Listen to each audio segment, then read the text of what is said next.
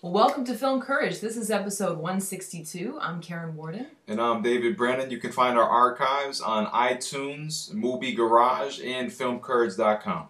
Today's guest is Lucas McNelly, filmmaker, blogger, and star of the crowdfunding success story for the campaign A Year Without Rent, and the man who backed it up by volunteering his time on independent film productions all over the U.S. and part of Europe for a solid year, and he lives to tell about it today. Barely. Lucas, we want to thank you for coming back here on FilmCourage. It's great to have you on once again. The way we're going to do this, we're first going to sort of talk about some current things happening in the industry for independent filmmakers. We want to pick your brain a little bit. All right. And then from there, we're going to sort of segue and do our best to recap A Year Without Rent. And then we'll kind of maybe come full circle and kind of see where it's brought you today. And then for those of you listening, if you want more Lucas McNelly, because we're going to go right into the current state of independent film here. So if you want sort of more of his backstory, go ahead and look up FilmCourage episode 99. Just visit the FilmCourage archives. They're on filmcourage.com or iTunes. You can find it there. And if you want even more of Lucas, we also have a video podcast update on A Year Without Rent that we did, about a year ago, and it's on our YouTube channel. Yeah, exactly. So this is that next checkpoint where we check in and see how the year went. Now, but before we get to all that, let's talk about some things. You're very close, as far as we understand, to completing your feature film Upcountry, and I'm just curious. Once you do finish it, are you going to the film festival circuit first? I don't know. I'm not a big fan of the film festival circuit. I think it's kind of the least efficient way to get a film out to audience members that we could probably ever come up with. I mean, I literally think you could be better served burning DVDs and handing them out on the sidewalk than submitting to festivals. So maybe. I mean, we'll probably send it to a couple and see what happens with it. But we're not in any way counting on that. I'm glad because, and I sort of have the same opinion that I just feel film festivals, they can be great, but I just feel in this current state, I feel like it's just dragging out the process too long. And you're one of the few other filmmakers I know shares the same opinion. That's why I wanted to bring it up right off the bat. Yeah, I mean, it's just, like, we couldn't come up with a worse system if we wanted to, really. I mean, like, I'm going to send them, like, $100 for them to watch my movie and then decide whether or not they're going to show it. And it's not going to sell because nothing sells anymore. So why, like, I don't understand what the $100 is getting me, Maybe, like, a couple reviews and a screening in front of 50 people, maybe? And that's if I get in. So it just seems really pointless when I could just take it straight to the audience directly without all that middleman.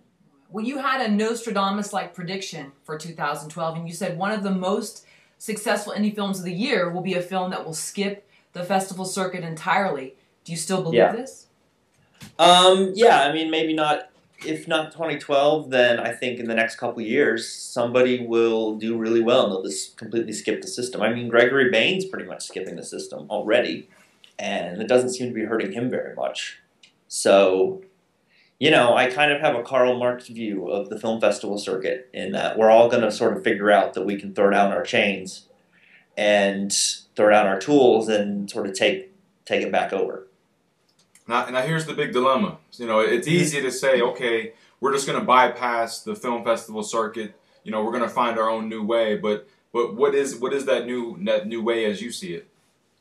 I mean, I think the system is. I think distributor is a big part of the system, and I think it's going to iTunes and it's going to YouTube and it's monetizing on YouTube and things like that. And if you can crowdfund a film and then send those DVDs to your backers and then work your distributor costs, your iTunes costs into your budget, then you've got a film that's broken even before you're finished.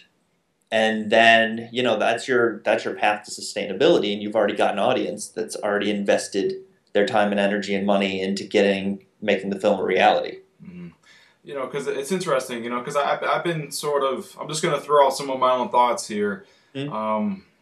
I look at the studio system, and they have the money, they have the resources to do it their way. See, the thing is they have these huge, massive films that they put a lot of money into, especially on the marketing side, and they can also afford to, like they tease you, they promote the heck out of it, but then they also have the money to get it in theaters across the country. So it's like, independent filmmakers, we don't necessarily have the power. It's like we're going to tease our audience and say, here's my film, and then we're going to go and we're going to take it to a film festival here, a film festival there, and it's like, meanwhile, people are just waiting and waiting and waiting to see it. And then on the other end of the spectrum, you have these YouTubers who are just producing content every week, and they're putting it out to their audience, and they're just connecting with their audience every day. And then as independent filmmakers, we're like stuck in the middle. Like we're kind of reluctant to get our films out to our audience quickly, and we don't have the money and resources that the studio system does. Yeah, I mean, what we have though is we're more nimble and we're faster, and we don't have their sort of hierarchy, and they're sort of a lumbering giant. The fact that no one really, if a film of mine got into, say, South by Southwest or Sundance, I would literally have the iTunes ready to start about 10 minutes after the first screening, and then it would be turned on iTunes there, because that's where you have your biggest audience. That's when everybody's talking about your film. If Beasts of the Southern Wild had been available on iTunes after that first screening at Sundance, it would have, like every film lover in the country would have bought it. Pretty much sight unseen, because it was just that glowing sort of thing for it. We had an interesting conversation before we started about YouTube, as I was saying that I don't regret being at the age that I am. I just regret that YouTube wasn't around when I was about 16, 17. And you had something to say about that. It was an interesting take, Lucas. Yeah, I think we were kind of born in the wrong time. If we had been born earlier, we could have been, the Kevin Smith, Richard Linklater thing, when you could actually get into Sundance without, having to be, somebody's kid or do other things that can get you arrested in some states. And, in 5 years, it's going to be like the digital thing. We'll probably have that figured out by then, and in 10 years at, most. So if we were now, say, 23, we would be in like a perfect spot to sort of catch that wave, or we could have caught the other wave. Now we're sort of stuck in the middle of the waves, and it's hard to talk yourself out of the old system. And just coming back to this other idea with iTunes, I mean, do you see where it really is that easy? Because that's the whole thing. It's like, it's easy to say, like, just get your film on iTunes or just go through distributor, but it's not necessarily guaranteed that we can get our films, through that platform and on iTunes, and it's hard to see where else we can turn at this point. I mean, then you could go to Dynamo, you could go to Distrify, you could do YouTube, you could do Voto. I mean, Blanc de Blanc, my film, one is, as soon as the damn DVD is done, which should be in the next week maybe, or two. I mean, we're going to turn it on Voto, and we're going to put it online for free, and their DVDs will be available through Amazon. So, I mean, that's a way you can do it. I don't think it's so hard to get the movies out there. It's just getting people aware that the movies exist out there. Well, because you got to compete with the Avengers, and which I don't care about, but other people do. Speaking of movies that are out there, what are the best independent films that you've seen in the last 6 months, say? Probably the best thing I've seen in a really long time was Sawdust City, which I forget the director's name, but one of the producers is working with Sean Hackett and I on Sanctity, and that was, I thought, a really fantastic film. I saw it Flyway. It was actually probably the best movie I saw last year at any level. And I really liked Mary Marcy something. Right. That's called. But yeah, I mean, I got to see very few movies last year, so I'm kind of behind. I have the copy of Night Before the Wedding that I still haven't opened. Oh wow, yeah. It's in my car somewhere. Viewer discretion advised. Yeah. Yeah. You got to break that one out. I think we gave that to him. That was that interactive sometime last year. So yeah. I think so. Yeah, like July or June or exactly. something. Yeah, coming up on a year. It all runs together. What do you think the big thing is that filmmakers are doing wrong in terms of crowdfunding? I mean, when we first started for Goodbye Promise, crowdfunding was out there, but it was still relatively unheard of, even with A Year Without Rent, the first campaign. But now it seems like everybody, and you go places, you see people's cards in lobbies. Oh, back my Kickstarter campaign. You see stuff on Craigslist. Hey, want to be part of an indie production? Here's my Kickstarter link. What do you think the biggest mistake is now that there's this flood of crowdfunders out there? I think the two, because now I somehow have ended up consulting on these things. And I think the two things that I see a lot is that people haven't done their pre-production. They haven't done their homework. And they're just not ready to run a campaign, you know. And you look at even some campaigns that are doing well, and you know, in 3 minutes, I can find 4 things that are really big mistakes, like dumb things in those campaigns from people who have done campaigns before. You know, so I think it's not using the resources that are available to make sure everything's really planned out. And then I think the other thing is that we don't try to come up with stuff that's specific to our campaign. It's sort of this plug and play DVD, poster, digital download thing that's really kind of dull, and it has, you know, there's nothing unique about it, you know. And we're trying to, you know, convince people that we're making this great movie, and no one really cares. I mean, the most important thing is that they're getting behind the filmmaker. You know, Goodbye Promise did well because people were getting behind you guys and your film, and that's why Gary's films do well on Kickstarter. And all of those is because people, you know, they don't care about the movie really. They care about helping a filmmaker get their movie made. Do you think filmmakers are getting lazy because it seems so attainable? We see these great, you know, Blue Like Jazz and all these campaigns do so well, and it just seems like, bam, you just press a button, you launch your campaign, and it all floods to you. Do you think we're getting too complacent? I think yes and no. I mean, there's more of an awareness that it's hard. So I think really early there was this perception that you just put it on there and there were these magical elves on Kickstarter who would just go and back things. And I think everyone knows now that that's not true, but all of the, you know, all of the information is kind of redundant. And so I think, you know, in a sense, there's this perception, you know, people come to me and they're like, I want to raise $30,000 and blah, blah, blah, blah. And I'm like, but you have no following. Like, no, you have 50 Twitter followers, and they're all prostitutes who, you know, are not real people. Like, what? And there's not, you know, there's kind of a disconnect between knowing what you can do and knowing, you know, what you need. I'm just curious. I mean, you say you can quickly analyze a campaign, and you'll see just things that are blatantly wrong. I mean, can you just, without saying what the campaign is, can you just maybe give us, you know, examples of what you're talking about there? I mean, you'll see stuff like you'll see the DVD at $10. You'll see a poster at like $40, and you just look at it and you go, they haven't done the math here. Like, a poster is a really expensive thing to ship, and it's a big pain in the ass. And so you're going to get killed on your margins if the poster's really low and if the DVD's really low. And it's stuff like, you know, the image, the splash image on the video doesn't have the name of your project. It just has an image from your film, you know, or you have the wrong name, you have the wrong person's name associated with the account. So, you know, instead of a video project by Joe Smith, it's a video project by such and such productions, or it's a video project by, like, the producer of the film that no one knows, where, you know, maybe the director is the name that people care about. You know, it's just really like stuff like that where you go, for bloody hell, take 5 minutes, you know, and look at this and go, oh, yeah, that doesn't work at all. And the resources are there. It's not hard. It's not, you know, it's not brain surgery to figure out that how much a DVD is going to cost you and how much it's going to cost to ship. And then to go, oh, geez, that's going to cost more than I'm going to make. Which is a mistake we all make. You know, that's a mistake I made. So. No, I mean, those are all great points. Those are great. Do you have anything else to add on crowdfunding or no?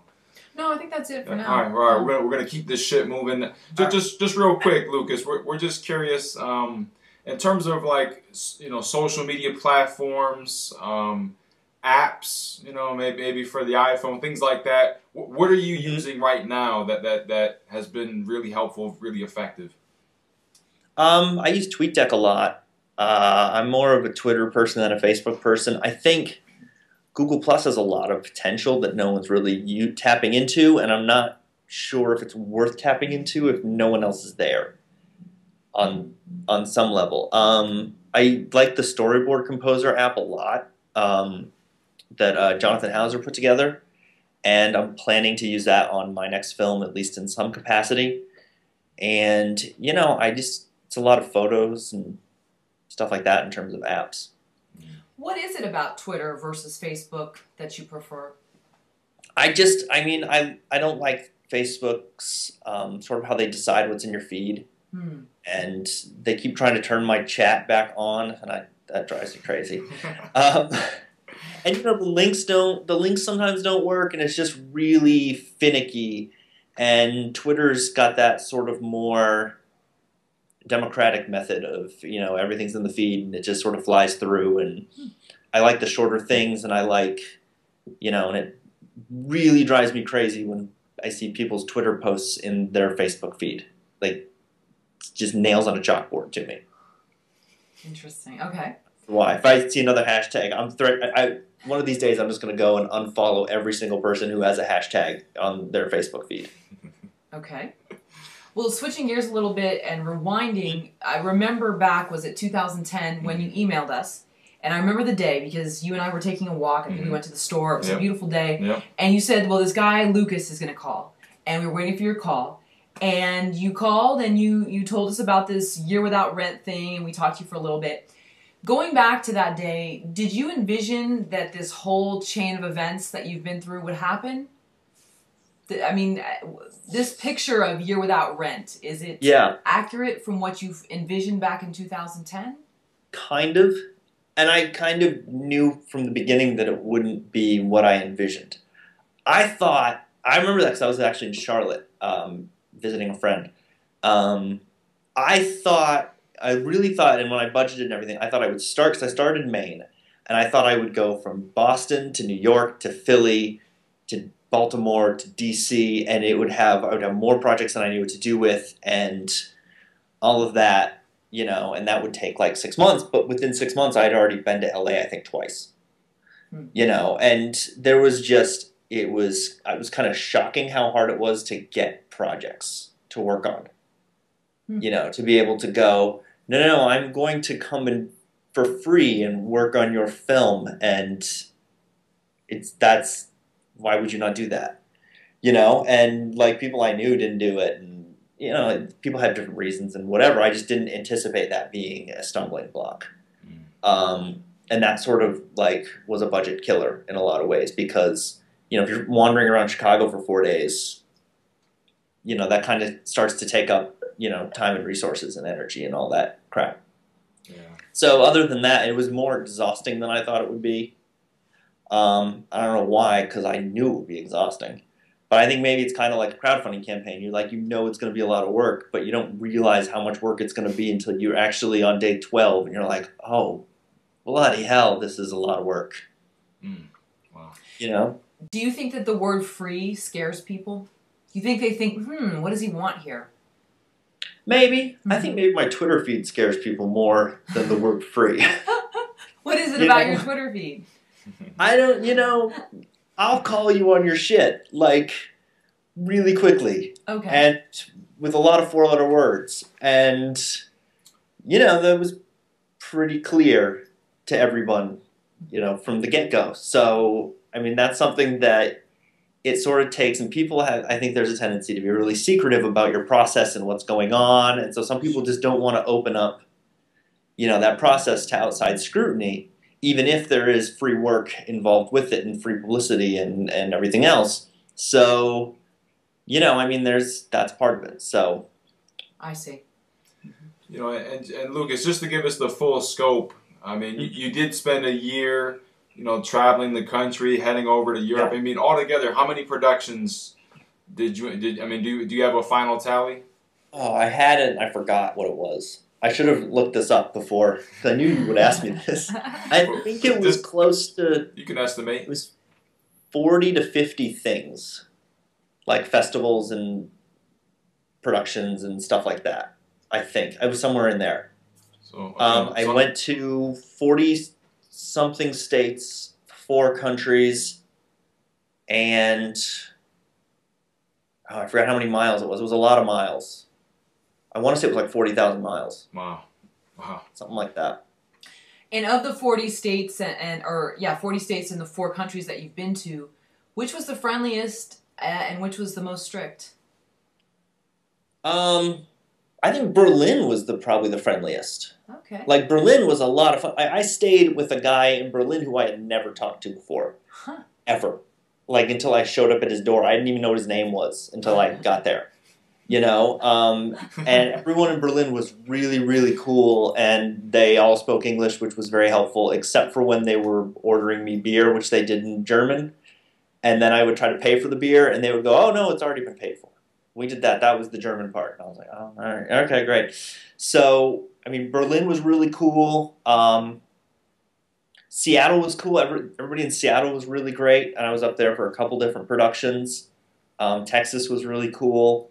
And then, you know, I think for places, I thought Chicago would have more projects. Like I said, I spent a couple days in Chicago and just couldn't find projects to work on. Yeah, and I mean, then it comes down to people, or, you know, certain people are cooler than other people. So. Okay, we'll leave it at that. If Miss Manners had a column on how to compose yourself on a movie set in terms of etiquette, what would be some of the bullet points? Don't ask where craft services is like the first thing, or what? Yeah, I mean, well, you want to know where craft services is because it's an important thing to know. I mean, it's don't be in the way. Okay. And don't be a pain in the ass. Okay. And, you know, don't be that producer who has to be behind the monitor even though has no function on set whatsoever. You know, it's mostly just, you know, be cool and, like, do your job and don't, you know, make other people do your shit for you. And don't throw a temper tantrum at people. It's not hard to get along with film people. Like, film people are pretty cool and pretty easygoing. And, you know, you get in a room of grips, and it's pretty easy to fit in as long as you're willing to carry shit. Okay. You know? All right. That's the big thing, you know? Start moving things around. You know, what overall impact would you say that this campaign that has, I'm trying to say, like, the impact, or, like, you know, how do you see independent film now, you know, having gone through this campaign? For me, it's a lot less fractured because, you know, it's one thing to talk to someone online on Twitter or whatever, or to see their movie, and it's another thing to sleep on their couch. So, you know, and I kind of feel like, you know, it's going to sound arrogant, but I kind of feel like a bicycle wheel where I'm like sort of the middle of the wheel and all these spokes are going off, where I have an actual direct connection to people at, like, pretty much all over. So, I mean, that's a lot more helpful for me personally. And, you know, I'd like to think that helps the community in some way, and that there's some, like, you guys are a common element in a lot of the film community. And so if I can be a common element and a couple other people, then I think that helps bring us all closer together rather than just being a bunch of different people who talk on Twitter all day. And do you have a new take on your own life after this campaign? Did sort of the heavens open up and you saw sort of your role in the world, or it made sense of your past, or did you have any kind of epiphanies that just like, aha, this is why I'm here? No, but my back really hurt. Okay. From sleeping on couches and sitting in my car a lot.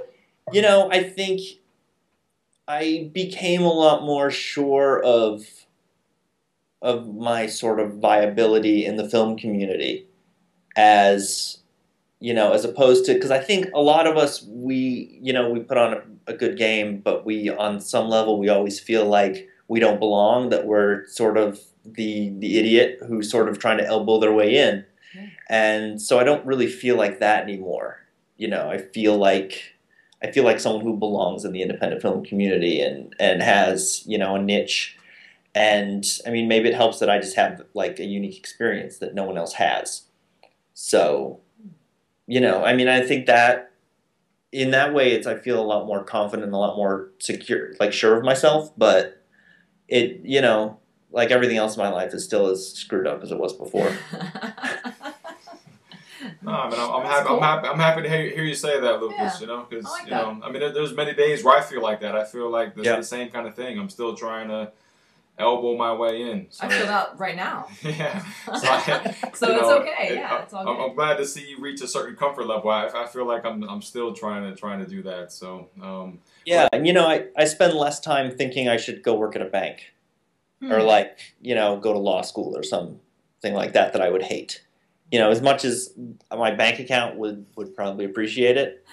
Right. You know, it just seems, I think I told someone it's like in the Jungle Book when they try to bring the kid in from the wilderness and, like, you know, set him up in polite society. I kind of feel like that sometimes. And people are like, you're going to get like a day job now? I'm like, oh, good God. I would hate that. You want to be feral boy. Yeah. Yeah, I want to be feral too. Yeah, as long as feral boy can drink scotch on a regular basis. Now, I know when we spoke to you last, you know, you said a lot of productions that you were participating on were being shot on DSLR cameras and the RED cameras. You know, what sort of changes in technology did you see over the course from the very beginning days of the campaign all the way through the end? I mean, did you see a lot of changes in technology or not so much? I mean, not really, because I think the 5D2 had just come out when I started, or sort of just come out. And then I don't think anyone, like the Scarlet came out until the very end of A Year Without Rent. Like, I just don't think there were any big camera developments in that year or anything that, like, hit the street. So, you know, I think it was just maybe in month 1, it was a lot more surprising to see a RED than it was in month 10, you know, because it was just easier to get one. And, you know, the Alexa seemed like it was more of a possibility near the end, although I think, worked on one film with an Alexa. But it seemed more realistic at the end of the campaign than it did at the beginning of the campaign, where before you'd be like, holy shit, how did they get one of those? You know? And so, let's see, you know, I was also wondering, you know, did you have any sort of heart-to-heart talks with filmmakers, you know, aside from just like sort of what they were going through with production? I mean, did you get a chance to talk to some of these folks and see kind of like, you know, just what challenges they're facing, like what they're concerned about over the course of the year? You know, give us the inside scoop, Lucas. Yeah, I mean, I think we're all kind of concerned about the same things. We're concerned about sustainability, and we're concerned about, you know, our processes, and we're all trying to sort of make our way in the independent film world. And so, you know, the people that I spent a lot of time with, you'd have a lot more of those conversations. Like, you know, I'd get drunk with Wanda Russell every couple weeks. And, you know, talk about stuff, and I'd see Sean Hackett a lot, and so talk about stuff with him, and, you know, you just sort of go through, and it's, you know, maybe the first time you run into someone, you don't get that as much, but as you keep running into those people over and over again, you know, I spent a week in the car with Victoria Westcott, and so we talked a lot. I talked a lot with Marty, because I would keep running into him, and, you know, and it's a lot of variance on the same theme. It's, you know, trying to fight the impossible odds of getting a film made and hoping that the film then doesn't suck. You know, and then no one's really sure no one's really comfortable with where they want to live. And, you know, the people in LA don't want to be in LA anymore. The people who aren't in LA want to be in LA. And the only people who seem to be happy are the people in Brooklyn, but nobody wants to talk to most of the people in Brooklyn because they're just insufferable sometimes. So other than Todd, Critical Todd, who's in Brooklyn and is real cool, you know, a lot of the Brooklyn people are just like, oh, shut up. I don't care about Brooklyn.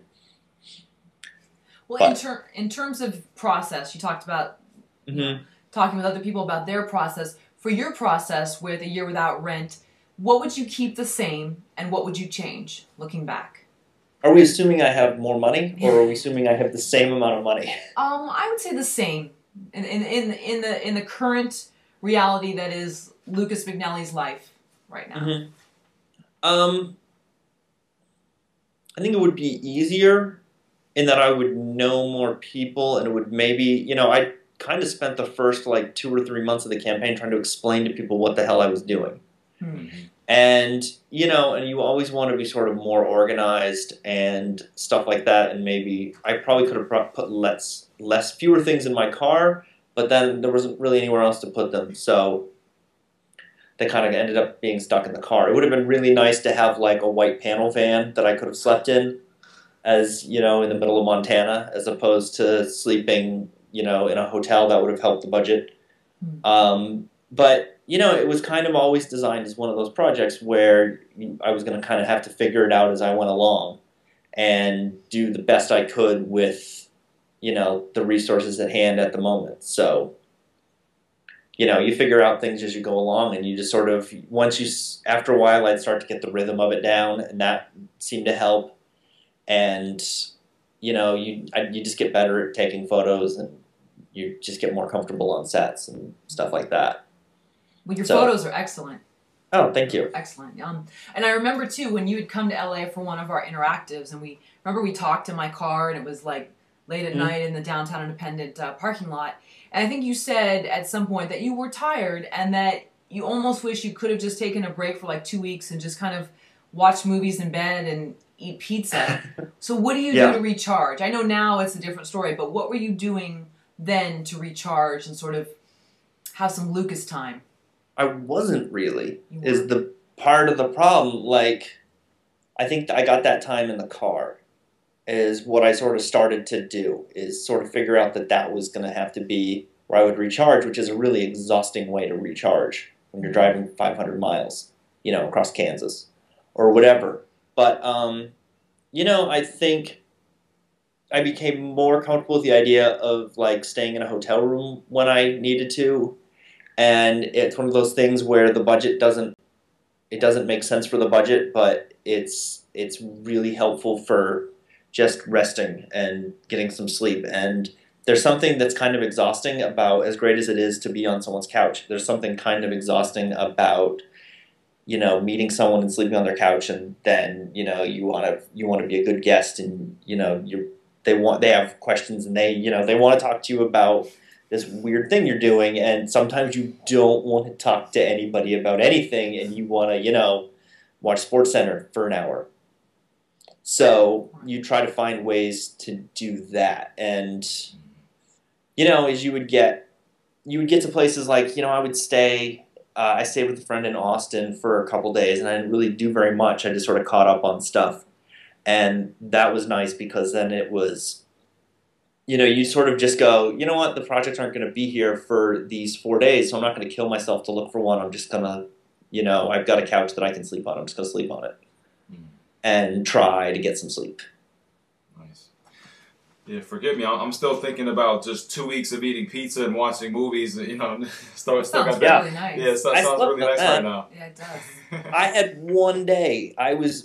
Because I finished in LA and then I flew back to where my car was, and I was literally there a day when Sean Hackett calls me and he's like, "Hey, do you want to produce my next movie?" And I was like, "Oh, all right." So I've kind of had time to recover, sort of, but not really. Wow. Now tell us, was there sort of a breaking point? Like here you are, the nonstop, just for this over the duration of the entire year.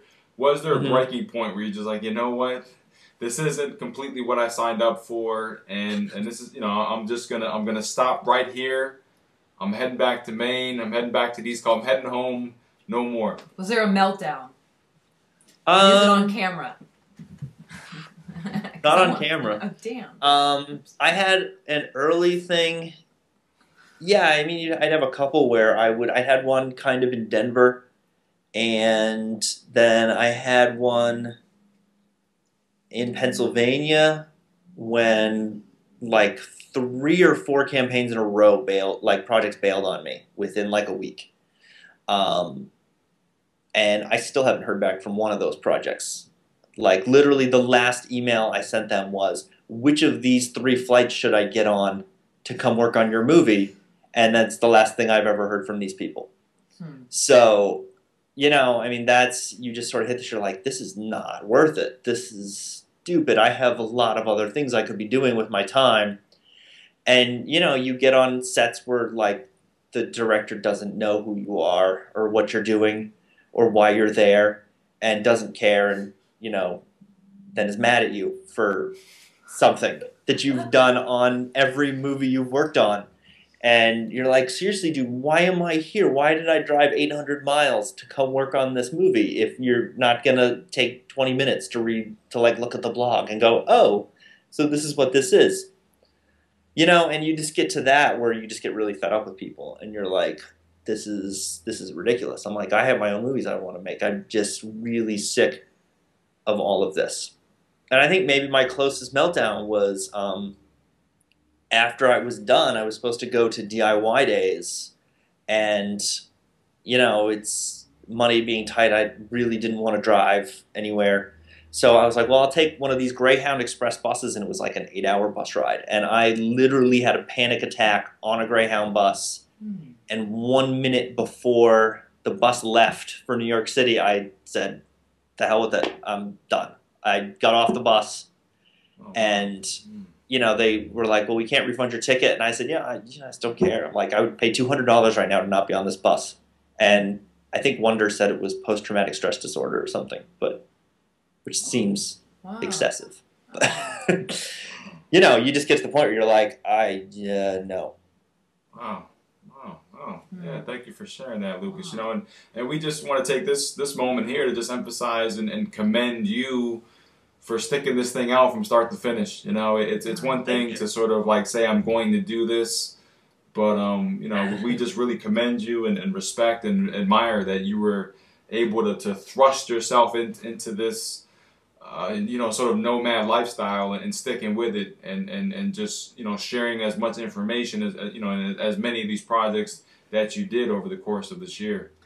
Yeah, and I'm still like way behind catching up because once it finished, there was like a month and a half where I didn't even want to think about it anymore.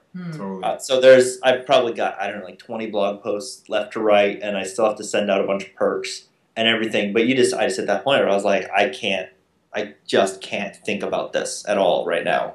So I started, you know, working on some other stuff and trying to catch up on TV shows that I hadn't been able to watch. But thankfully, Mad Men waited until I was done to restart their season. So I thought that was really nice of them. So didn't get too far behind on Mad Men, at least. You know, and on those low days, you know, what kept you motivated? What kept you saying, you know what, I am going to stick this out. I'm going to make it to the next day. You know, I'm just really stubborn, I think. And I remember I was in Maine for, let's say, Christmas, because who remembers? And, you know, like Christmas, I was in Maine for Christmas for like 2 weeks because December is dead and there's nothing going on. And I kind of knew that going in. And after New Year's, I had a month and a half left. And, you know, there were some people who thought I was already done because they figured it was the calendar year. And that was kind of one of those points where I was like, you know, I could really easily stop right now. And, you know, I just would keep telling myself, and I remember telling my mother this, I was like, if I can get through this thing and survive it, it will be the thing that leads my bio for like 10 years. Mm-hmm. But if I quit, then it will be, you know, it will diminish the entire thing. So I just have to survive the string. However, I manage to do that and get to the finish line, and then, you know, and then I can do nothing for a period of time or whatever. So it was just then it was a question of, and then so like the last month and a half was really like, you know, I was talking to these people in Boston, and they were, you know, I was playing phone tag with them, and I couldn't get them on the phone, and so then I just hit a point with that, and I was like, how the hell, then I'm going to Marty's house for like 4 days, or however long I was at Marty's house. It was like, you know what, these guys, unless they call me back, screw it, I don't care. You know, because you just hit that breaking point. Well, it's great that you saw that bigger picture, because we know from, I mean, things, it's like stuff will be going well for, you know, a certain system, and then bam, this roadblock comes, and it's so easy to get frustrated and mad and give up. But on the flip side, now you had a lot of great things happen in terms of you had several people who wanted you to speak on panels, and, you know, I mean, you were in that group, but I mean, you had some people in Germany. Was it Wolfgang? Yeah, Wolfgang had me speak in Berlin at a crowdfunding thing. That was really cool, and I spoke a couple times in LA. And, you know, I think that was maybe one of the things that kept me going was whenever I would start getting down, like someone would sort of go, something would happen like that where, like I had that hater show up and like the really bad did it. I remember I was driving through Montana, and so there's like no cell phone coverage in Montana. And I get to Seattle and someone's like, what the hell is going on with your article? And I'm like, I have no idea what you're talking about. And so then Sherry Candler's like, don't read it, it's not worth it. And, you know, and there was just this big uproar. And then literally like that day I got an email from like a really well-known director saying, I think what you're doing is really cool, blah, blah, blah, blah, blah. And, Oh, nice. you know, that really helped. And so whenever it would get really bad, you know, there would be someone who would say, oh no, I really love what you're doing, this is really great, you know, keep it up. And that kind of was the sort of thing that would get me going for a little bit longer. Oh, that's You know, great. every sort of time it would sort of step up in its notoriety, it would sort of be a good way for me to go, well, I have to keep going now because of this and this and this. Mm-hmm. Well, in looking back on all of that, of all the chaos and people flaking out or being non-communicative, what was your biggest surprise about people, about planning things, about having things fall apart, you know, either good or bad? What was the biggest takeaway that you got from that? You know, I think probably how just very cool people are about, you know, and like, you know, the people who flake and are assholes kind of get all the publicity, but that was a really small minority of the people who I encountered, and the vast majority of them were very, very cool. Like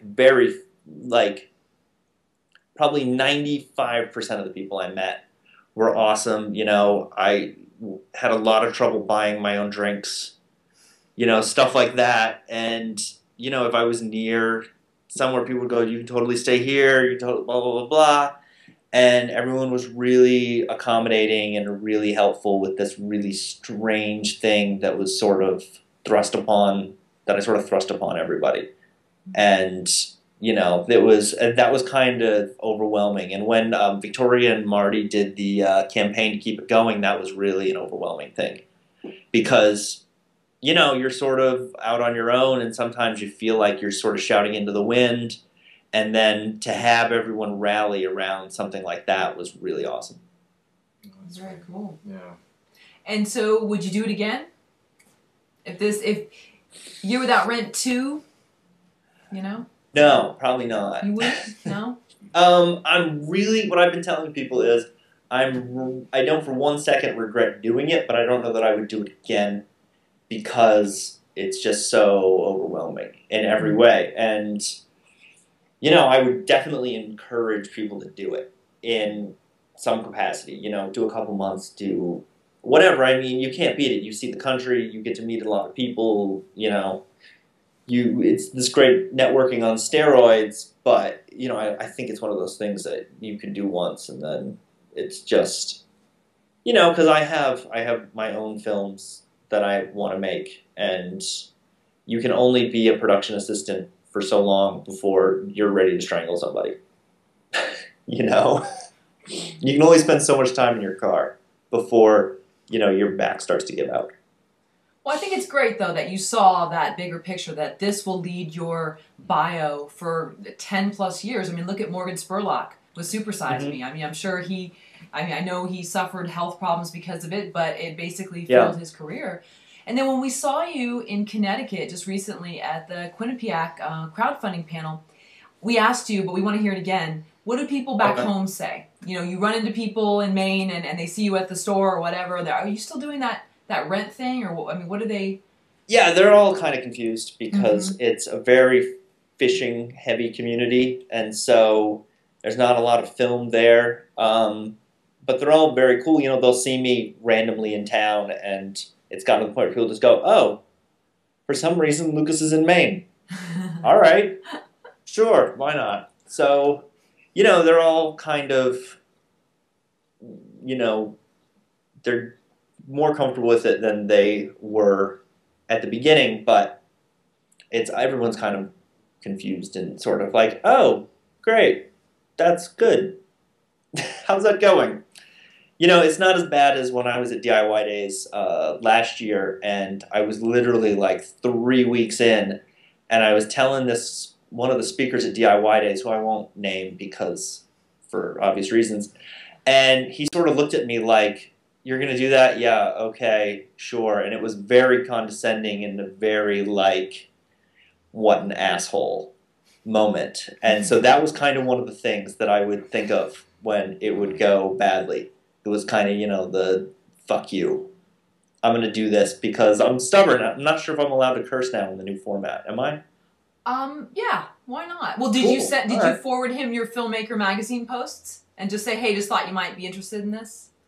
No, because he seemed like he was barely listening. So I'm like, I Okay. don't think he's even going to remember.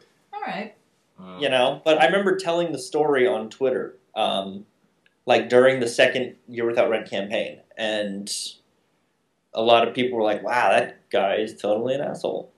Wow. And did you never ran into him again? That was the only time?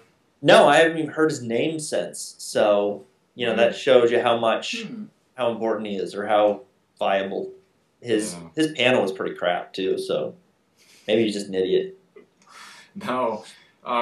You know, we know you did some filming throughout the campaign as well. You know, so not only were you helping on these productions, but we know there's a lot of footage that you were able to grab.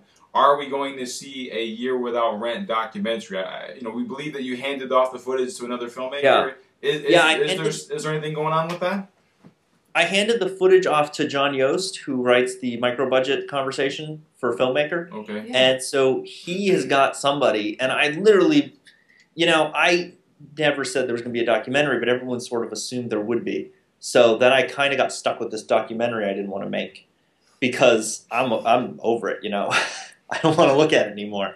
So I pretty much just handed it off to him, and I said, you know, here's how I sort of see it, is I hand the footage over, and then you let me know when it's done, and I'll show up at the premiere. And I don't really want any creative control over it or anything like that. And I'm like, if you can find a filmmaker who thinks I'm an idiot, pick him.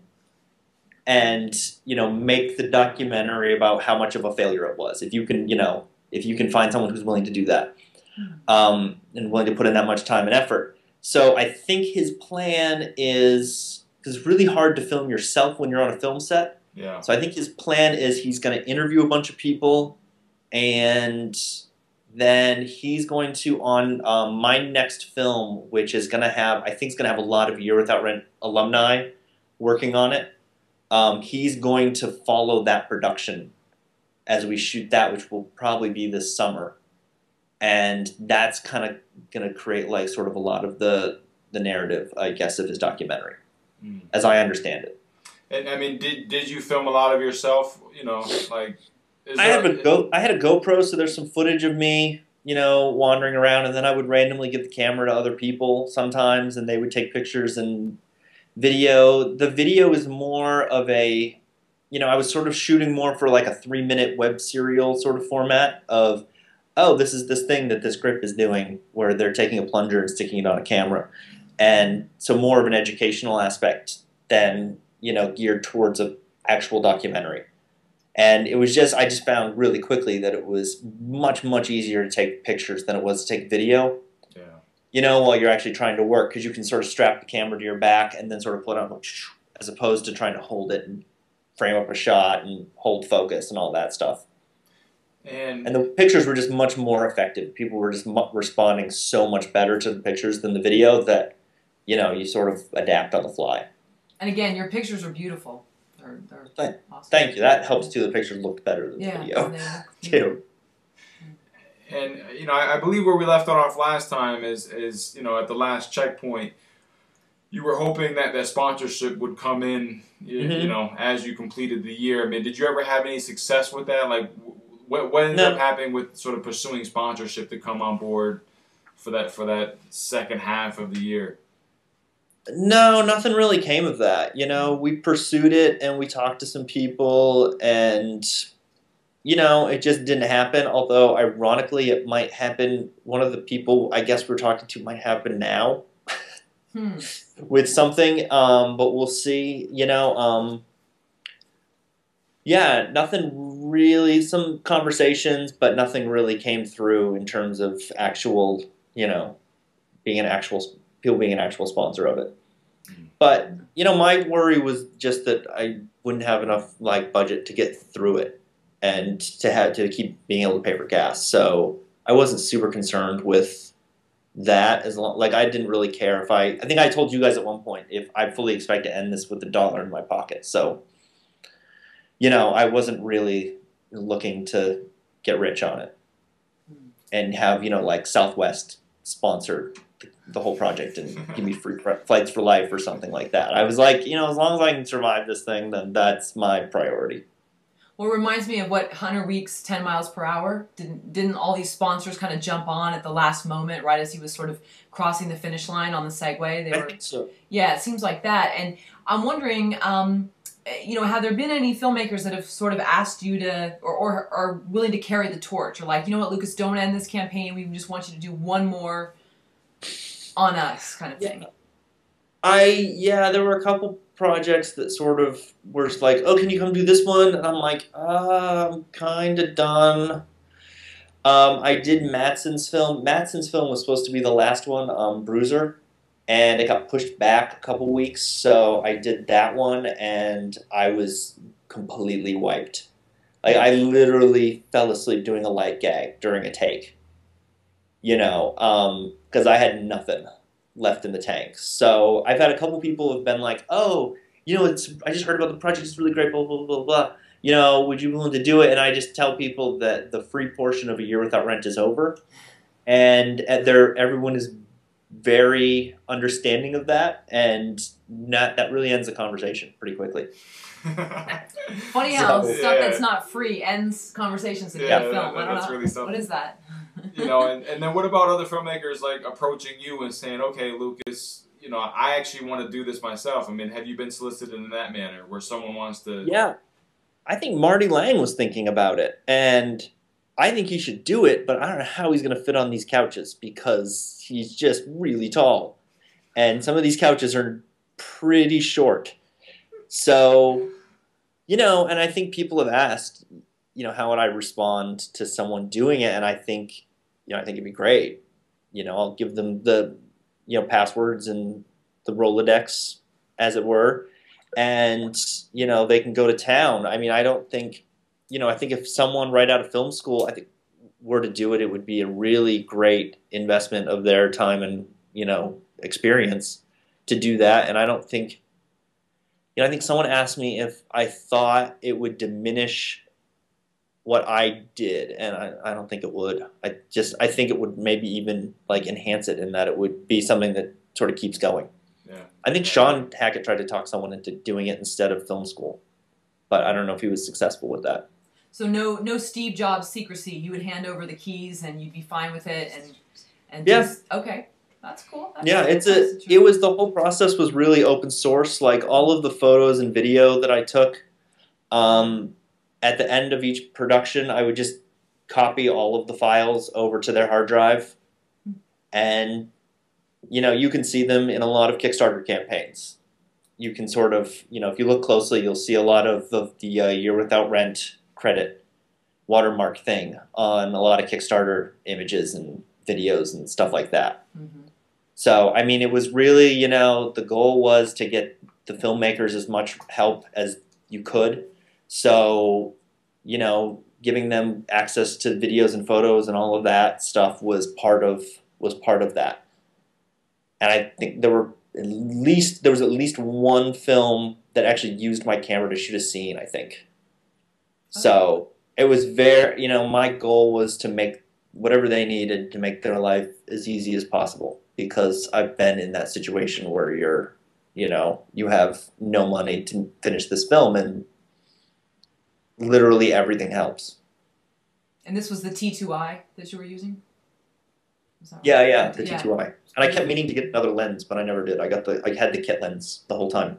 Wow. It looked beautiful. I should have gotten another one, but I didn't want to like carry around like 4 different lenses, and because I literally had to operate out of a backpack that had 4 hard drives in it and a computer. No wonder your back hurt. Yeah, a computer, some cables, a camera, an audio recorder, a microphone, batteries, a couple other things. So the bag was really full, and it would always get a really interesting look going through airport security. I'm sure. And it would always get pulled, and they would be like, "Oh, we're gonna have to check you." I'm like, "Yeah, go check the bag out." Right. Interesting. So where are you putting your time now? What's the rest of 2012, 2013 looking like for you? Well, I'm doing these crowdfunding campaign consulting things because I just keep getting emails, and so I figured that was as good a way to make money as any. And so that's been really kind of cool, and you know, it's a nice experience to be able to kind of keep the ethos of A Year Without Rent, where the goal is to make people, you know, make it possible for people to get their movies made. So, you know, to be able to help them crowdfund it, which is something I've been lucky enough to have some success with, is really, you know, it's nice. And so there's that, and then I'm producing Sean Hackett's next film. I'm one of the producers on that, and then I'll probably direct a film this summer that Marty Lang and Damien Dighton wrote that I did a pass on. And then I think I'm producing a movie in Vegas maybe this fall. I think. We'll see. Wow. And there was just a crowdfunding effort, you know, do you have another executive producer credit on a current project? What is that project? The Undrawn. Yeah, the Butler brothers did a web series, and that ended up being like the very last thing in A Year Without Rent, where I helped them set up their crowdfunding campaign. And that sort of was what gave me the idea that, you know, I should probably do that more. So they needed some help setting it up and everything, so I helped them with that. And for instance, you know, you producing, you know, you being one of the producers on Sean Hackett's film, you know, what kind of producing are you going to be doing? How are you going to be helping that production? I'm going to be on set. I think I'm in the movie.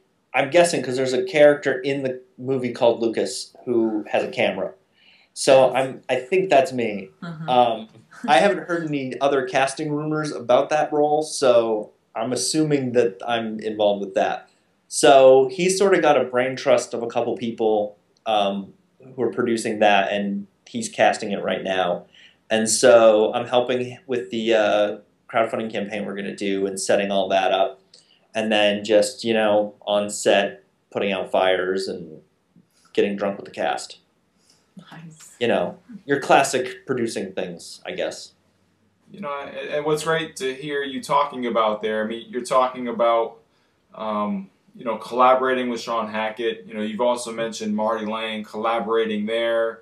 You've mentioned on your own project how there's going to be a lot of Year Without Rent sort of alumni coming together. Is that? Do you see a lot more of this sort of thing happening? You know, because it really, you know, it's really sort of that boost that independent film needs. It needs sort of that level of collaboration. Just love to get your thoughts on that. Yeah, I mean, that's one of the things that we can do is sort of our, you know, a Captain Planet, our powers combined thing, where we can sort of combine all our resources and get things accomplished. You know, it does us no good to, you know, jealously guard all of our secrets and sort of be in these cliques. You know, so if we can get, you know, this person from here and, you know, and pull everyone together into one production, it's so much more effective than just, you know, pulling a bunch of people out of like that, because then you have an opportunity to get the best people, and it's just, you know, I mean, you get people you're more comfortable with, and you end up with better movies. So it seems stupid not to, you know, from my perspective.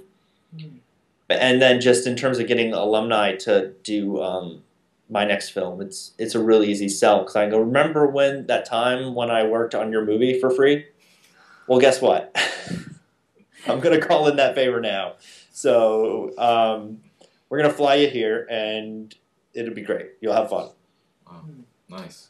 Nice. All right. Well, for those of you listening, you can find Lucas on Twitter at L McNelly, and you can see all of his work at ayearwithoutrent.com and also on filmcourage.com.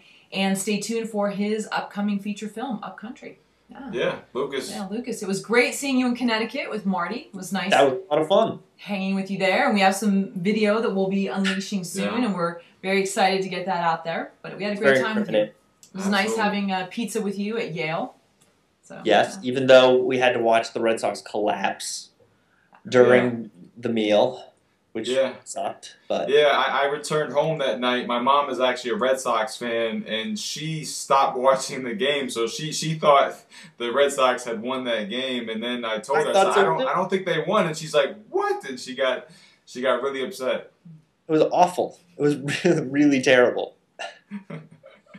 Lucas, thank you again for joining us on FilmCourage. Oh, it's my pleasure, and thank you guys for all your help. Because I don't think without you, well, obviously without you guys, it wouldn't have been funded in the first place. So, that was really awesome, and you guys do great stuff for the community. So. Oh, thank you. Well, I think you're so resourceful that somehow you would have done something. Something would have happened. I don't know. It was pretty sketchy there for a while. Kickstarter Elf would have come out and done something. I don't know. Yeah. The whole flock of Kickstarter Elves. Yeah. Yeah. So, I mean, well, thank you, Lucas. We appreciate that. But really, I mean, you've carried this torch, and I don't know if a lot of people could have done it because I'm sure it was very exhausting, physically, emotionally, spiritually, financially. So, but I mean, I think that if that's what it took, that stubbornness, that's great that you use that and carried you through. Yeah. That's one thing us Mainers are, is stubborn. Stubborn? Mm-hmm. Good. We're very stubborn, and we don't like people telling us what we can do and what we can't do, and we don't like people who are Yankee fans. Those are really the things we don't like. Okay. It's sort of the short list. Yeah, and at the end of the day, I think Karen and I, if we had been in your shoes, I wonder if we would have lasted more than a month on the road traveling all about, Victoria rode with me for a week, and she was ready to quit like 4 hours in. She was like, "This is ridiculous." I told her, I was like, "We haven't done anything yet. We're just driving through Washington State. This is the easy part."